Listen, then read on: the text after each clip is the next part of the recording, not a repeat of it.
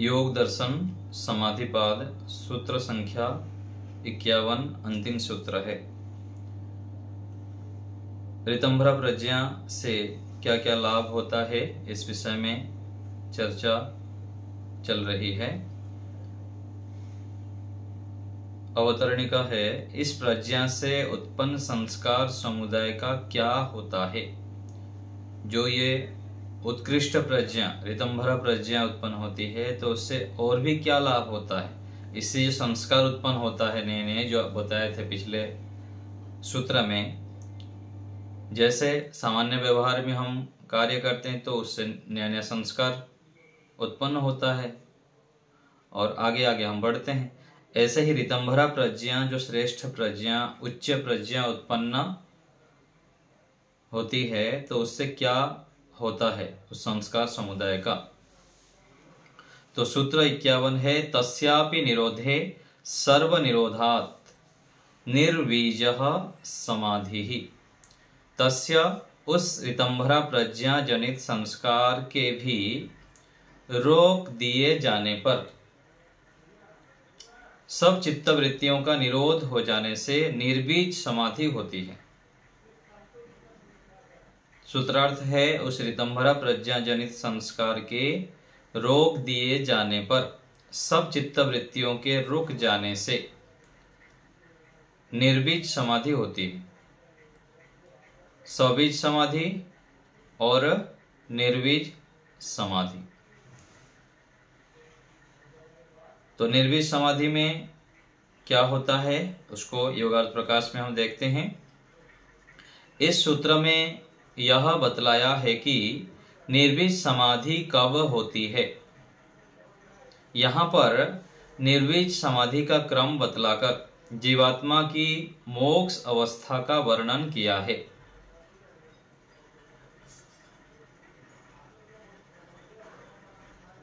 तो निर्बीज अर्थात निरावलंबन समाधि संप्रज्ञात समाधि से उत्पन्न प्रज्ञा को और उससे उत्पन्न संस्कारों को रोक देती है। तो संप्रज्ञात समाधि में सांसारिक विषय रहता है आत्मा तक, और असंप्रज्ञात समाधि में केवल ईश्वर विषय रहता है। तो जब निर्बीज समाधि की स्थिति होती है तब संप्रज्ञात समाधि, जो वितर्क विचार आनंद अस्मिता आदि के माध्यम से विषय बनाकर संप्रज्ञात समाधि की स्थिति थी, उसके जो संस्कार होते हैं उसको रोक के केवल उत्कृष्ट जो ईश्वर है उससे संबंधित ज्ञान ही रहता है, उससे संबंधित संस्कार ही बढ़ता है। तो निरोध स्थिति काल के अनुभव के द्वारा निरोध चित्तकृत संस्कारों का अस्तित्व अनुमान से जानने योग्य है। और सांसारिक अवस्था में वृत्तियों से जो संस्कार उत्पन्न होते हैं उनको व्युत्थान संस्कार कहते हैं। तो सामान्य स्थिति में जो सांसारिक व्यवहार करते हैं वो क्या है, व्युत्थान संस्कार है। व्युत्थान से युक्त चित्त रहता है और उससे थोड़ा ऊपर फिर संप्रज्ञात समाधि आदि की स्थिति है जो कि आलम्बन सहित रहता है। और आगे जब यह निर्वेश समाधि होती है तो ये सब गौण हो जाते हैं, केवल मुख्य जो ईश्वर है वह विषय बनता है, संसार के सभी विषय गौण हो जाते हैं। निरोध अवस्था अर्थात निर्बीज समाधि की अपेक्षा से संप्रज्ञात समाधि के संस्कारों को भी व्युत्थान संस्कार कहते हैं। जब एकाग्र की तुलना में देखेंगे तो व्युत्थान हो गया क्षिप्त मूढ़ और विक्षिप्त अवस्था, और जब असंप्रज्ञात समाधि निरोध अवस्था की दृष्टि से हम देखेंगे, संप्रज्ञात समाधि की तुलना करेंगे तो वो भी व्युत्थान हो जाएगा। दो की जब तुलना किया जाता है तो व्यक्ति, एक आता है ना जो श्लोक, कि सामान्य व्यक्ति जब दूसरे के साथ तुलना करता है थोड़े थोड़े गुणों को लेके, वह मदमंद हाथी की तरह पूरा बहुत अभिमान से युक्त रहता है। और जब व्यक्ति फिर विद्वानों के बीच जाता है, ज्ञानियों का संग करता है, ऋषियों को पढ़ता है, फिर उसको पता लगता है कि मेरे पास तो कुछ भी ज्ञान नहीं, मैं तो सामान्य छोटे से बालक हूँ। ऋषि दयानंद जी जैसे व्यक्ति क्या बोलते हैं ऋषि जी को कि कोई कहा महर्षि दयानंद जी को कि आप तो ऋषि हैं, आपके अंदर बहुत प्रतिभाएं हैं और आप विशेष हैं। तो ऋषि दयानंद जी कहते हैं, यदि मैं महर्षि पतंजलि, पाणिनि, कणाद, कपिल, जैमिनी आदि के समय में होता तो सामान्य पंडित में भी गिनती नहीं होता। मतलब उन लोग कितने योग्य होते होंगे।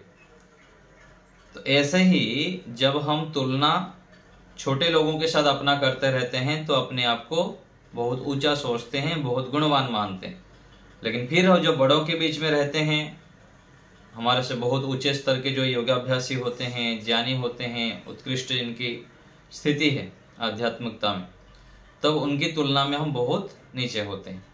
तो ऐसे ही जब सामान्य संप्रज्ञात समाधि के साथ तुलना करेंगे तो सांसारिक अवस्थाएं व्युत्थान संस्कार हो जाएगा, और जब असंप्रज्ञात समाधि, निर्विष समाधि के तुलना में संप्रज्ञात समाधि को देखेंगे तो वो भी व्युत्थान संस्कार में आता है। निरोध संस्कार चित्त के कार्य को विरोधी करने वाले होते हैं। छूट गया। तो निरोधोच संस्कार चित्त के कार्य के विरोधी होते हैं, और अर्थात भोग और अपवर्ग को सिद्ध करना चित्त का कार्य है। तो वे जो संस्कार है इसका विरोध करने वाले होते हैं। जो व्युत्थान संस्कार है, जो हानिकारक संस्कार है, वो क्या है? भोग और अपवर्ग को नहीं प्राप्त कराता है, रुकावट होता है, बाधक होते हैं। और ये जो निरोध संस्कार है वो भोग और अपवर्ग को सिद्ध कराने वाला होता है और हमें उस ओर ले जाता है। समाप्ता अधिकार चित्त कैवल्य प्रदान करने वाले निरोध संस्कारों सहित निवृत्त हो जाता है, अर्थात समाप्त हो जाता है। और उस अवस्था में जीवात्मा अपने और ईश्वर के स्वरूप में प्रतिष्ठित हो जाता है। उस समय उसको शुद्ध केवल मुक्त कहा जाता है। तो ये सबसे ऊंची अवस्था है, और उस स्थिति में व्यक्ति जीवन मुक्त हो जाता है। फिर सारे क्लेशों को दग्धबीज करके मोक्ष के लिए तैयारी तो हो गया, तैयारी केवल बस आएगा, बैठेंगे, चलेंगे। क्योंकि अपने आप तो शरीर को हम नष्ट नहीं कर सकते। जितना भी यहाँ पर हम मोक्ष की योग्यता उत्पन्न कर ले, अपने आप शरीर को नष्ट करने का नियम नहीं है, आज्ञा नहीं है ईश्वर की ओर से। जब शरीर जराजीर्ण हो जाएगा अथवा कुछ ऐसे स्थितियां बनी शरीर जाने की, तो वो जा सकते हैं आत्मा, हम शरीर से छूट सकते हैं। अपने आप शरीर से छूटना, अपने आप को आत्महत्या आदि करना, ये क्या है? बहुत बड़ा पाप है। अगले जीवन में और मनुष्य जीवन मिलेगा नहीं, कई जन्मों तक फिर पशु पक्षी योनियों में जाना पड़ेगा। क्योंकि अत्यंत पुरुषार्थ करके कई जन्मों के संस्कारों के कारण, हमको श्रेष्ठ संस्कारों के कारण यह मनुष्य जीवन मिला हुआ है। एक एक आत्मा के अंदर यहाँ अपरिमित सामर्थ्य छिपा हुआ है। एक आत्मा दुनिया से जितने बड़े से बड़े धनवान हैं, बलवान हैं, ज्ञानवान हैं, जो कर सकता है हम भी वह कर सकते हैं। केवल अपने आप को समझना, पहचानना, अपने सामर्थ्य को जानना शेष रहता है हमारा। जब व्यक्ति अपने आप को जान लेता है, फिर उसको धीरे धीरे करके बढ़ाता बढ़ाते वह श्रेष्ठता को प्राप्त कर लेता है। तो उस अवस्था में जो अंतिम स्थिति में जीवात्मा अपने स्वरूप में और ईश्वर के स्वरूप में प्रतिष्ठित हो जाता है, उस समय उसको शुद्ध, केवल और मुक्त कहा जाता है, जीवन मुक्त कहा जाता है। यह देह अवसान के पश्चात जीवात्मा की मोक्ष अवस्था का वर्णन है। अंतिम स्थिति जब देह अवस्थान हो जाएगा, समय आने पर फिर सीधा मोक्ष के लिए। शरीर के रहते हुए जो आत्मा मोक्ष का अधिकारी बन जाता है उसको जीवन मुक्त कहते हैं। शरीर में रहते हुए जो अपने क्लेशों को, अविद्या को, अज्ञान को, कुसंस्कारों को नष्ट कर दिया, वो फिर जीवन मुक्त हो जाता है। शरीर में रहते हुए भी मुक्त होके जीता है, किसी से राग, द्वेष, झगड़ा और अनावश्यक गौण कार्य में समय व्यर्थ नहीं करता है। वह श्रेष्ठ कार्य में, क्योंकि ज्ञान के उच्च स्तर में पहुंच जाता है, वह फिर गौण कार्य नहीं करता है, संसार के उपकार के कार्य में लगा रहता है। शरीर अवसान के पश्चात वह ईश्वर की व्यवस्था अनुसार संपूर्ण अवधि पर्यंत मोक्ष में रहता है। उसको विदेह मुक्त कहते हैं। जो मुक्ति में रह जाएंगे तो देह नहीं रहेगा। तो इससे यह नहीं समझना चाहिए कि निर्विष समाधि को प्राप्त करके प्रकृति विकृति एवं अपने स्वरूप को यथावत जानने एवं चित्त के व्युत्थान एवं असंप्रज्ञात समाधि जन्य संस्कारों सहित प्रकृति में लीन होने पर जीवात्मा मुक्त हो जाता है। तो ये निर्विष समाधि हो जाने पर मुक्त हो गया अपने आप, ऐसा नहीं होगा। सब शरीर से छूटने के बाद फिर मुक्त हो सकता है। वेद के अनुसार जीवात्मा ईश्वर को यथावत जानकर ही मुक्त हो सकता है, बिना जाने नहीं। तो ईश्वर को जानना ही मनुष्य जीवन का परम लक्ष्य होना चाहिए। बाकी जितना भी कार्य कर ले, धन संपत्ति इकट्ठा कर ले, पद प्रतिष्ठा, वह वही जो भी करता रहे, ये सब एक तरफ, और दूसरा ईश्वर प्राप्ति, ईश्वर से संबंध जोड़ना, ये एक तरफ है। तो ईश्वर को अच्छे प्रकार से जानने के बाद ही बार बार ईश्वर से संबद्ध होते हुए मोक्ष समाधि लगाने पर ही अपने दोष क्लेश नष्ट होता है, फिर मोक्ष के अधिकारी बनता है।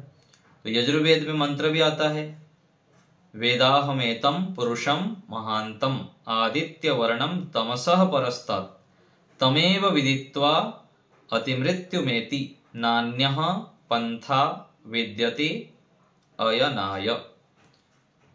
तो ये ऋषिदयानंद जी अर्थ किए हैं। इस महान आदित्य स्वरूप तमसः परस्तात् अज्ञान अंधकार से पृथक परमात्मा कैसे हैं? अज्ञान से अंधकार से पृथक हैं। और सर्वत्र व्यापक जो परमात्मा है उसको मैं जानता हूं अथवा मैं जानो, उसको ही जानकर मृत्युम अति एति मरण आदि अगाध दुख सागर से पृथक होता है। और मुक्ति के लिए अन्य कोई मार्ग नहीं है। तो ये जो संसार में हम रह रहे हैं, ये क्या है? अगाध दुख सागर है। जिसको समझ में आ गया तो वो क्या, उसका जीवन सफल हो गया। और जिसको समझ में नहीं आया कि यहाँ तो सुखी सुख दिखता रहता है, खाना पीना मौज मस्ती करना और परिवार समाज उसमें लगा रहता है, तो वह फिर से जन्म लेगा, फिर से जन्म लेगा, ये संस्कार चलता ही रहे। और जिसको समझ में आ जाता है कि शरीर रहते हुए दुखों से बचना असंभव है, शरीर रहते हुए दुखों से पूर्ण रूप से छूटना असंभव है। दुख तो मिलेगा ही मिलेगा, चाहे जीवन मुक्ति भी हो जाए, उस स्थिति में भी दूसरे के गलती के कारण बाढ़, भूकंप, तूफान आदि, ठंडी, गर्मी, बरसात, सभी से वो तो प्रभावित होगा ही, शरीर रहेगा तो। इसलिए उपनिषद में एक पंक्ति आता है, सत्यात प्रकाश में दिया है, नौ वा सशरीरस्य, ऐसे आता है श्लोक। उसमें कहा गया कि सशरीरस्य, शरीर से में रहते हुए, शरीर के साथ यदि रहेंगे जुड़े हुए, तो दुख से बचना नहीं हो सकता, दुख तो होगा ही होगा। इसलिए परमात्मा को जान लें, ईश्वर को जानते हुए हम अपने दोषों को दूर करते जाएं और ईश्वर के सानिध्य में ही रहें। जितना हम परमात्मा के सानिध्य में रहेंगे, उनको गुणों को धारण करेंगे, उनके आज्ञा अनुसार चलेंगे, उतना उतना हमारे से दुख कम होता चलेगा। पूरा नहीं होगा, जितना इतना हम उसकी ओर बढ़ेंगे, उतना उतनी मात्रा में हमारा ज्ञान का स्तर बढ़ जाने से दुख तो मिलेगा, लेकिन दुख को सहन करने का सामर्थ्य हमारे अंदर आ जाता है। फिर हम घबराते नहीं है, शांत रहते हैं। ये ईश्वर की उपासना से, वेद अनुकूल आचरण से, धर्म अनुकूल आचरण से ये लाभ होता है। आगे है और एक मंत्र, अकामो धीरो अमृतः स्वयंभू रसेन तृप्तो न कुतश्च नो नः तमेव विद्वान न विभाय मृत्युः आत्मानं धीरम अजरम उवानम।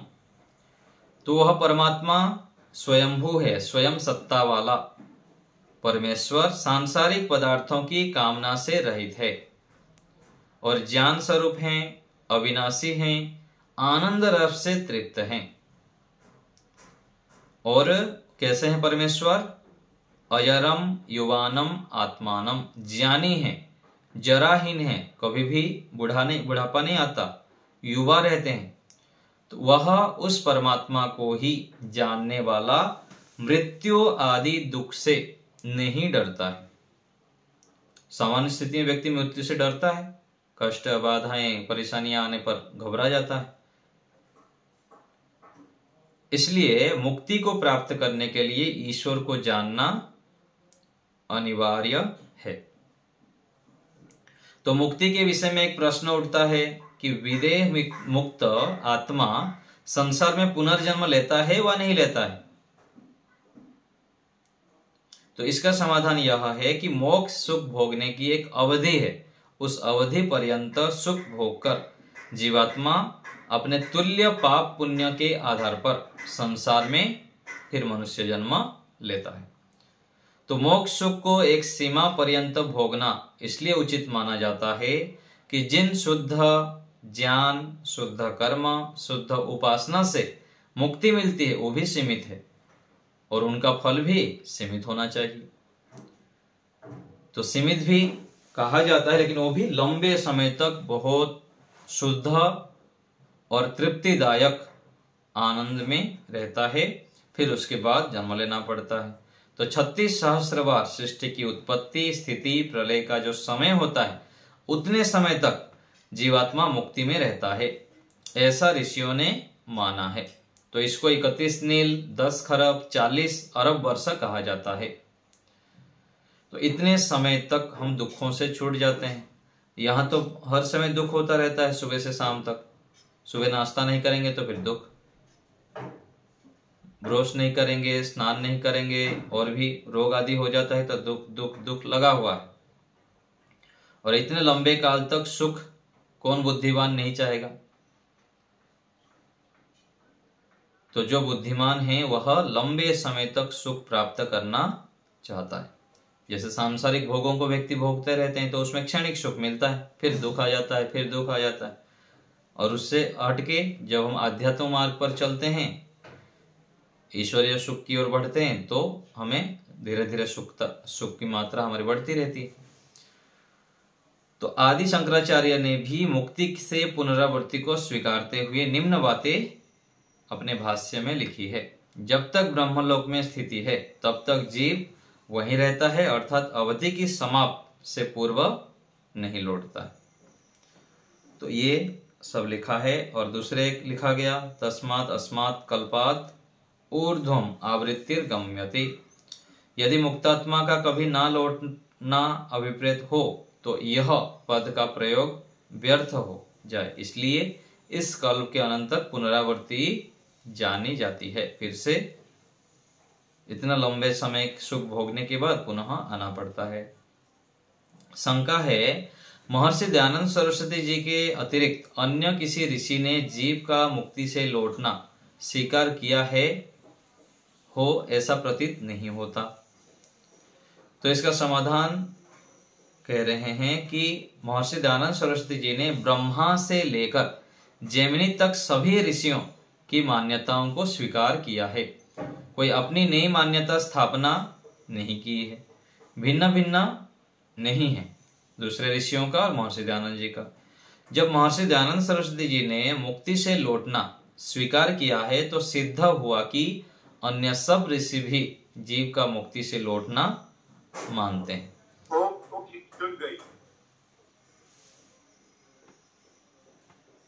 तो कोई अपना नई मान्यता स्थापना नहीं की है वो, ठीक है। तो ये छूट गया था। तो ऋषि दयानंद जी ने अपना कोई नई मान्यता को स्थापन नहीं किए हैं, जो पहले से ऋषियों का आ रहा है उसी को ही आगे बढ़ाए हैं। सभी ऋषियों की यही मान्यता है कि मुक्ति काल के पश्चात पुनः इसमें आना होता है। इस विषय में अन्य ऋषियों के प्रमाण भी उपलब्ध है, जैसे कि महर्षि व्यास जी ने वेदांत में लिखा है, यावत अधिकारम अवस्थिति अधिकारिकाणाम, अर्थात जब तक मोक्ष के अधिकारी जीवात्माओं का मुक्ति में रहने का अधिकार होता है तब तक वे मोक्ष में रहते हैं। और महर्षि कपिल जी ने भी लिखे हैं सांख्य दर्शन में, मुक्ति से जो जीवों का लौटना माना है, अर्थात जैसे इस समय सृष्टि चल रही है वैसे ही सदा सृष्टि चलती रहती है, कभी भी सृष्टि सदा के लिए समाप्त नहीं होती।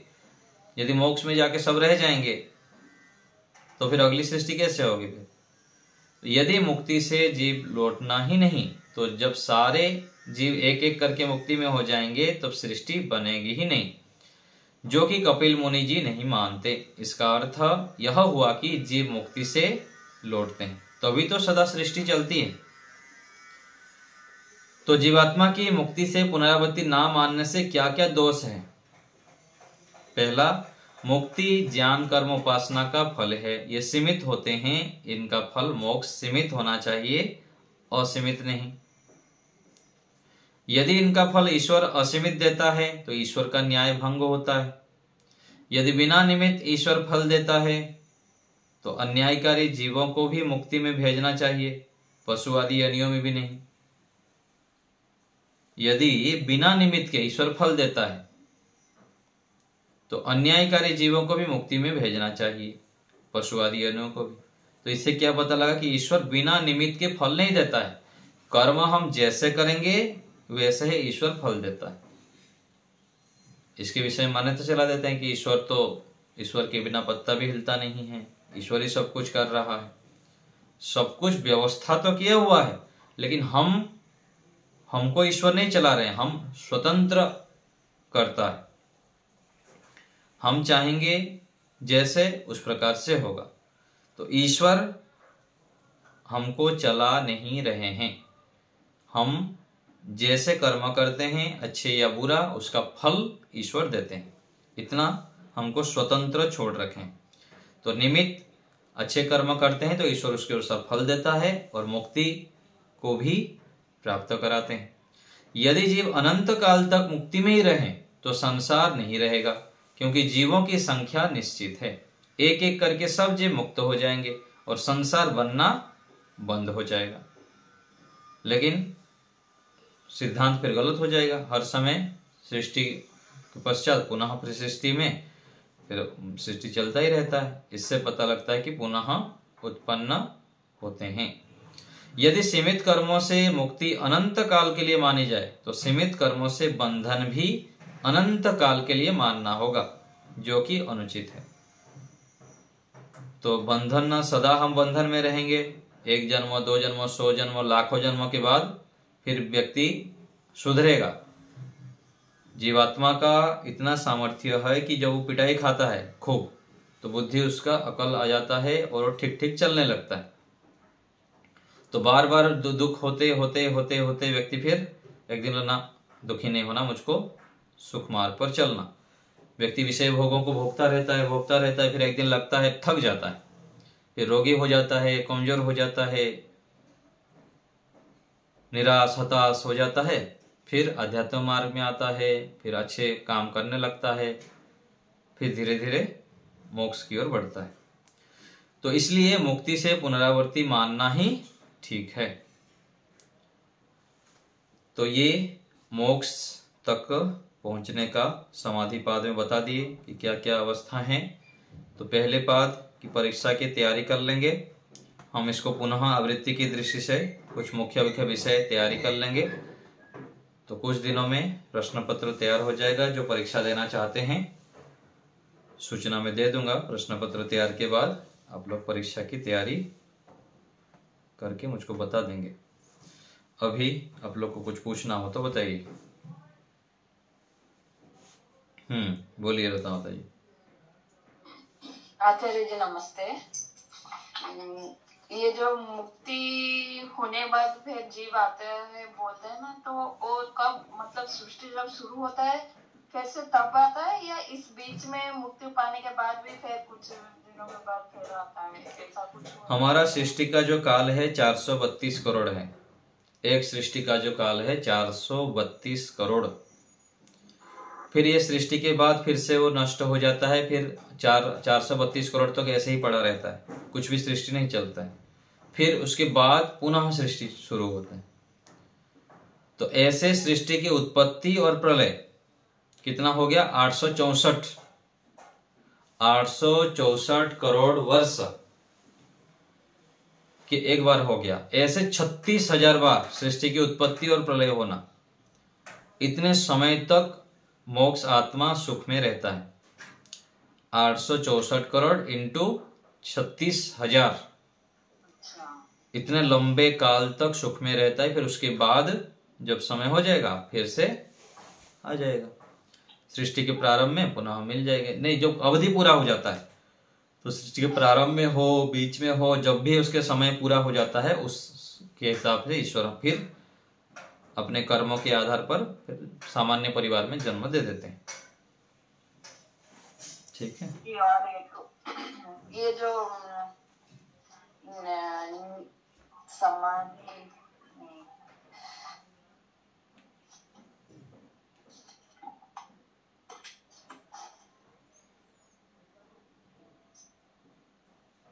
निर्विज समाधि जो होता है ना, वो क्या मतलब?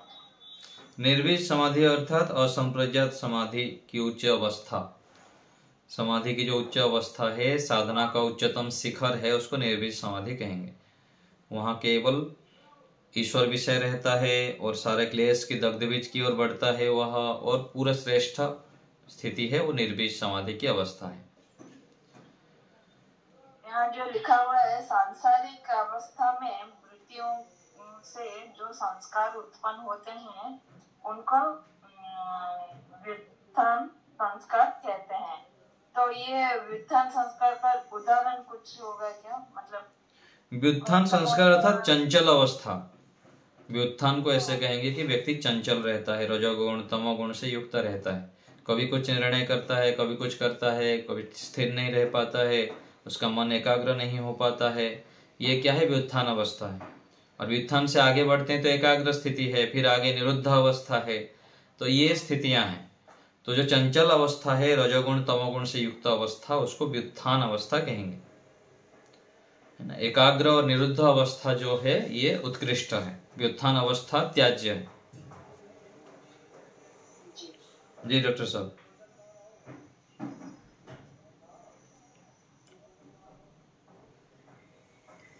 माइक ऑन करिए।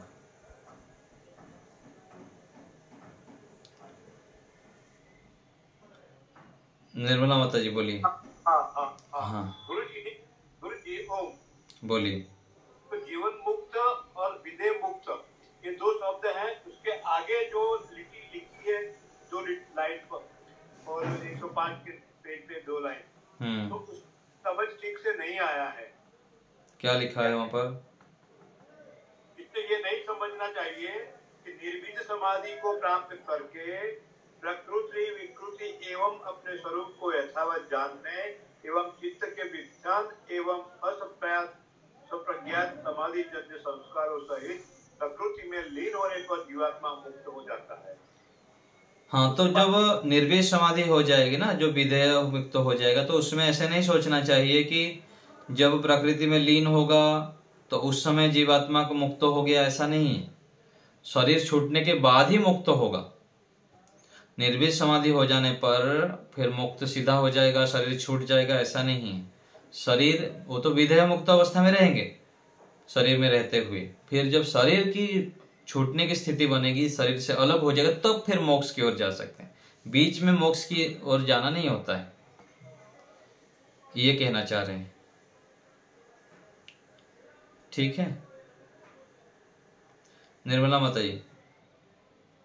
हाँ, ये एक बार अथर्ववेद का जो है, ये एक बार बड़े विद्वान बोलते, इसको दोबारा बता सकते हो? कामो धीरो अमृत समृ, एक बार थोड़ा सा तो इसमें बहुत सारे ईश्वर के गुण बताया गया है।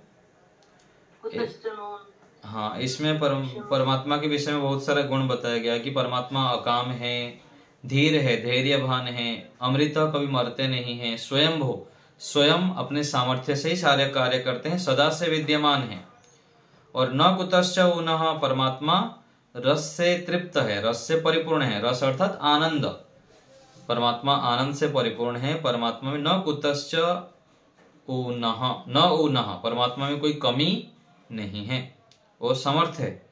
उस परमात्मा को, जो इतने महान है, उस परमात्मा को ही जानकर, जो जानने वाला है वह न विभय, कभी डरता नहीं है, मृत्यु आदि दुख से डरता नहीं है, भयभीत नहीं होता है, और निश्चित होकर, निर्भय निडर होकर वो संसार में जीवित रहता है, संसार में जीवन यापन करता है और फिर मोक्ष की ओर बढ़ जाता है। तो ये कहना चाह रहे हैं इस मंत्र में। धन्यवाद। प्रेम कुमार जी बोलिए। नमस्ते आचार्य जी। जी नमस्ते आचार्य जी, व्युत्थान संस्कार, व्युत्थान का क्या मतलब है? व्युत्थान अर्थात चित्त की जो चंचल अवस्था है, क्षिप्त, मूढ़ और विक्षिप्त तीनों को मिला के व्युत्थान अवस्था कहते हैं। अच्छा, अब मुझे ये नहीं समझ आ रहा कि असंप्रज्ञात समाधि पहले होती है, जीवन मुक्त बाद में होता है, विदेह मुक्त बाद में होता है, या संप्रज्ञात समाधि के बाद?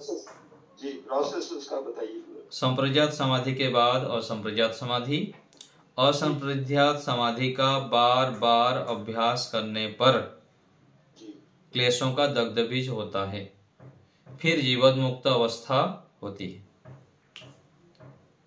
एक बार असंप्रज्ञात समाधि हो गया जीवन मुक्त हो जाएगा, ऐसा नहीं है। असंप्रज्ञात समाधि का कई बार अभ्यास करने पर क्लेशों का दग्ध बीज होना होता है, फिर जीवन मुक्ति की अवस्था आती है। क्लेशों का दग्ध बीज जो है असंप्रज्ञात समाधि में नहीं होता है उसके बार बार अभ्यास करने पर। अच्छा, पहले से भी हो जाता है थोड़ा बहुत, जो बचा हुआ रहता है ना सूक्ष्म, वो बार बार फिर ईश्वर के सानिध्य में असंप्रज्ञात समाधि की स्थिति में वो हटता है। तो जब तक जीता है तब तक वो जीवन मुक्त कहलाता है। हाँ, दग्ध बीज के बाद। हाँ, दग्ध बीज के बाद असंप्रज्ञात में हो गए। हाँ, थोड़े बहुत जो रहेंगे वो उसकी जो अभ्यास करता रहेगा। हाँ, वो नष्ट हो गया तब तक तो उसी रास्ते पर चलता ही रहेगा। जी जी, बिल्कुल बिल्कुल।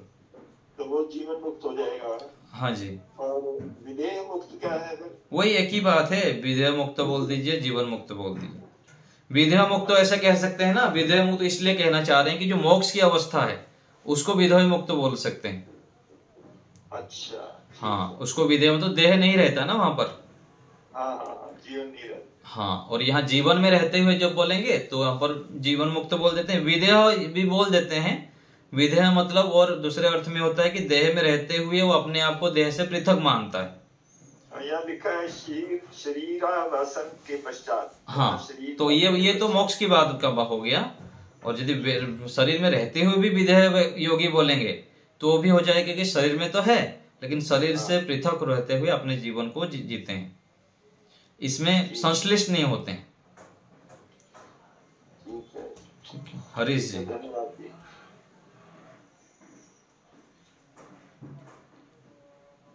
हरीश जी।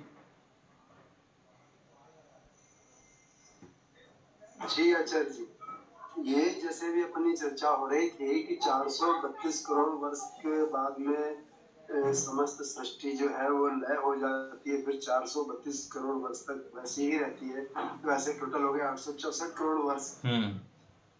तो अभी वर्तमान में इस सृष्टि को चलते हुए लगभग 452 करोड़ वर्ष हो गए, तो ये तो 20 करोड़ वर्ष आगे चली गई।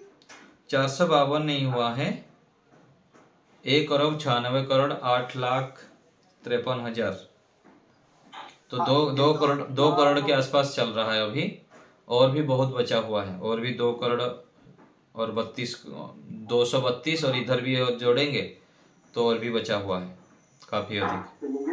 आचार्य जी ये तो वो है जिसको हम 1,96 करोड़ जो बोल रहे हैं, ये तो वो है जिसमें हमारा जीवन आरंभ हुआ, लेकिन जीवन के पहले भी तो सृष्टि रही है। नहीं, ऐसा नहीं है। सृष्टि जो प्रारंभ होता है उसके थोड़ी काल के बाद तुरंत हो जाता है। हाँ, तो वो कुछ समय लगता है सृष्टि आरंभ होने हाँ, के ऐसा बाद नहीं है। हाँ, वो सृष्टि के प्रारंभ एक साथ होता है ना। अधिक समय नहीं लगता है सृष्टि की, इतना हो गया इतना करोड़ समय बाद फिर मनुष्य आते हैं, ऐसा नहीं है। हाँ, ठीक है, जैसे सृष्टि शुरू हुआ फिर एकदम मेरा जीवन भी शुरू हो जाता है क्या? हाँ, थोड़े काल के बाद हो जाएगा, अधिक समय नहीं लगता उसमें। हाँ, फिर तो आचार्य जी वही तो चीज है जिसको कि वैज्ञानिक लोगों ने भी सिद्ध किया। वैज्ञानिक लोगों को कुछ पता नहीं है। वैज्ञानिक जो कर रहे हैं ना, वो तो कहाँ पहुंच पाएंगे 2 करोड़ पीछे। वैज्ञानिक लोगों को कुछ भी जानकारी नहीं है इस विषय में, वो तो यहाँ इधर इधर ही घूम रहे हैं। वैज्ञानिकों के बाद तो हमारे ऋषियों के एबीसीडी भी नहीं है उनके पास। हाँ, तो जो हमको तो ऋषियों के अनुसार जो संकल्प पाठ है, जो वैदिक परंपरा से आ रहा है, उसके अनुसार हम जब देखते हैं और वैदिक जो शास्त्रों में जो वर्णन आता है, तो सृष्टि के बाद तुरंत ही शुरू हो जाएगा। ना कि सृष्टि बना दिए फिर मनुष्य को आने में लगता है 100 साल 200 साल 1000 साल, ऐसा नहीं। हाँ हाँ हाँ, अच्छा, क्योंकि जब सृष्टि आरंभ होती है तो उस समय चारों तरफ जो है अलग अलग प्रकार के झंझावात होते हैं, कभी गर्मी है, कभी वर्षा है, कभी सूखा है, कभी शीत है। फिर धीरे धीरे सृष्टि तैयार होती है जीवन के लिए, तो जिसमें पृथ्वी पर हम लोग जीवन जी रहे हैं। हाँ, थोड़े बहुत समय होता होगा, अधिक नहीं। ठीक अच्छा, है। क्योंकि जो बस संकल्प पाठ में पढ़ते हो तो 1 अरब 96 करोड़ वर्ष की बात होती है उसमें, हाँ जी, हाँ जी। है ना। तो उसके पहले जो सृष्टि जहाँ से आरंभ हुई, जहाँ से जीवन का, तो ये समय में लगभग कितना रहता है? उसका कोई प्रमाण नहीं है, उसको उसी आसपास ही मानना चाहिए, उसको झगड़ा नहीं करना चाहिए उसके विषय में। हमको इतना ही मान के चलना चाहिए कि अभी सृष्टि का समय इतना साल हो गया है। अच्छा, क्योंकि कार्बन डेटिंग से वैज्ञानिकों ने अनुमान किया कि अपनी इस पृथ्वी की आयु 452 करोड़ हो चुकी है और लगभग जो है 5 अरब और अभी बचा हुआ शेष, तो 5 अरब करीब 42 करोड़ से 48 करोड़ शेष बचा हुआ है। ठीक तो है। उसके बाद सृष्टि लय हो जाएगी। जी जी, चलिए प्रमोद जी बोलिए।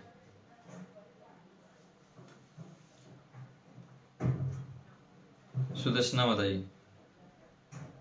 जी आचार्य जी, यहाँ पर जो है निरोध संस्कार चित्त के कार्य के विरोधी होते हैं, अर्थात भोग और अपवर्ग की सिद्धि करना चित्त का कार्य है। ये समझ में नहीं आ रहा है लाइन।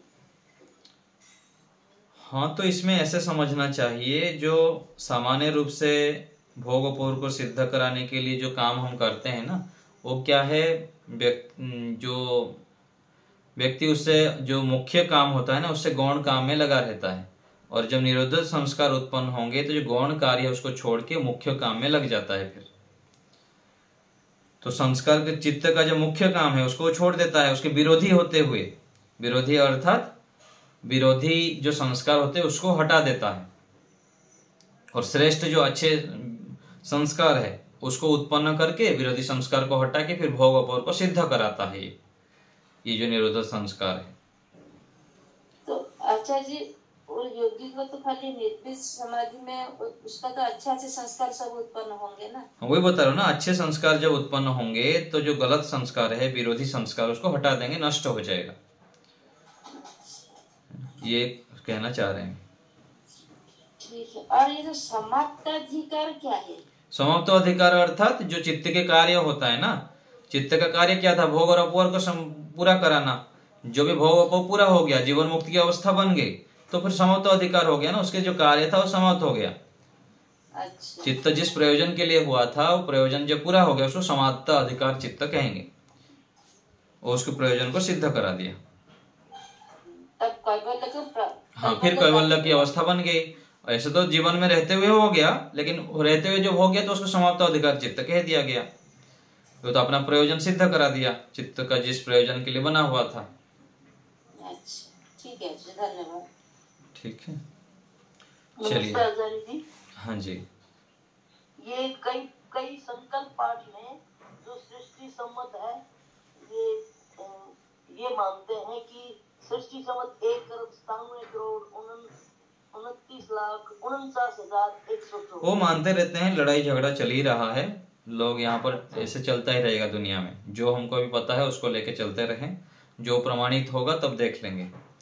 अच्छा, मतलब कई संकल्प पाठ में ये भी। हाँ, यहाँ बहुत कुछ चलता रहता है, कोई किसी को टांग खींचेगा, कभी कोई सिद्ध करना चाहेगा, जब सिद्ध हो जाएगा फिर देखेंगे। अभी तक तो यही हमारे को सिद्ध है, इसी को मान के चलना चाहिए। कभी ऐसा नहीं कि सृष्टि जो जीव प्रारंभ हुआ वो 1,96,08,53,124 में हुआ हो, उससे पहले जब सृष्टि बनी हो, इसलिए तो नहीं दे रही? ऐसे कुछ अभी प्रमाणित तो नहीं है मेरे जानकारी में, जब हो जाएगा बता दूंगा। अच्छा, ठीक है। प्रेम कुमार जी बोलिए। आचार्य जी, एक प्रज्ञा बुद्धि और एक ऋतंभरा बुद्धि एक ही है, दोनों एक ही है। हाँ जी, इसमें कोई अलग नहीं है, केवल नामकरण अलग अलग है। अच्छा, तो प्रज्ञा को संस्कार के साथ बांधते हैं और ऋतंभरा बुद्धि के साथ बांधते हैं, ऐसा तो नहीं है? नहीं, ऐसा नहीं है कुछ। प्रज्ञा कह लीजिए, ऋतंभरा प्रज्ञा कह लीजिए, है ना। ऋतंभरा प्रज्ञा एक उत्कृष्ट नाम दे दिया गया कि वहां पर सत्य को ही ये करता है, और सामान्य बुद्धि को प्रज्ञा भी बोल देते हैं, ये एक नाम है। तो प्रज्ञा के ही कहीं कहीं लिखा है ऋतंभरा प्रज्ञा बुद्धि, हाँ, कहीं तो लिखा है ऋतंभरा बुद्धि। हाँ, तो कोई समस्या नहीं है, सब एक ही है। एक ही है। हाँ जी, ठीक ठीक है, ठीक है। धन्यवाद। और कोई बात? हाँ बोलिए। नमस्ते गुरु जी। ये जो ब्रह्मलोक है, जब तक ब्रह्मलोक में स्थिति है तब तक जीव वहां रहता है, तब अवधि की समाप्ति से पूर्व नहीं लौटता। तो ये ब्रह्मलोक की एक और मुक्ति धाम जिसको बोलते हैं। हाँ, एक ही है जी। ब्रह्मलोक बोल दीजिए, मुक्ति कह लीजिए, कैवल्य धाम कह लीजिए, ईश्वर के आनंद में रहता है कह लीजिए, अपवर्ग कह लीजिए, सब पर्यायवाची शब्द है। धन्यवाद। ठीक है, चलिए, और कोई बात? हो गया सबका? ठीक है, यहीं रखते हैं आज।